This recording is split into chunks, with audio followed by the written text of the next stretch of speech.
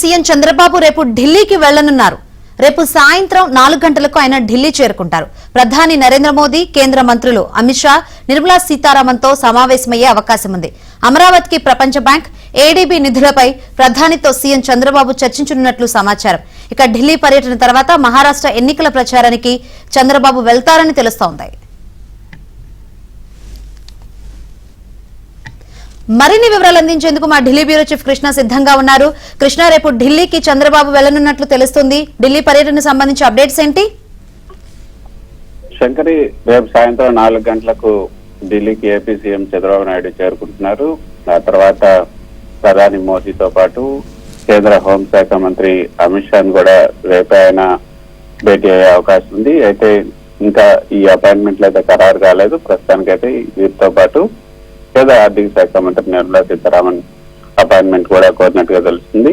వీరితో పాటు మరికొంతమంది కేంద్ర మంత్రులు, కేంద్ర పట్టణాభివృద్ధి శాఖ మంత్రి, కేంద్ర జలశక్తి శాఖ మంత్రి, వీరి అపాయింట్మెంట్లు కూడా కోరినట్టుగా తెలుస్తుంది. వీరి అపాయింట్మెంట్లు కూడా ఖరారైతే వీరితో కూడా ఆయన భేటీ అయ్యే అవకాశం ఉంది. రేపు ఎల్లుండి కూడా ఢిల్లీలోనే ఆయన ఉండబోతున్నారు.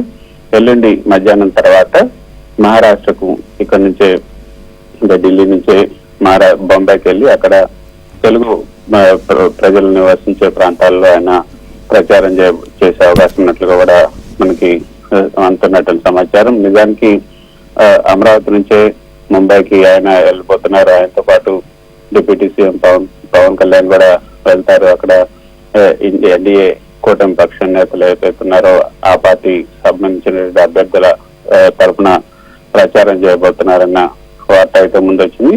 అయితే ముందు ఢిల్లీలో ఉన్నటువంటి ముందస్తు ఈ యొక్క షెడ్యూల్ ప్రకారంగా ఢిల్లీకి వచ్చి ఆ తర్వాత ఢిల్లీలో రేపు అదేవిధంగా ఎల్లుండి ఆ తర్వాత ఇటు నుంచి ఇటు ముంబైకి వెళ్లే అవకాశం ఉన్నట్లుగా మనకు అంటున్నట్టు వచ్చారు.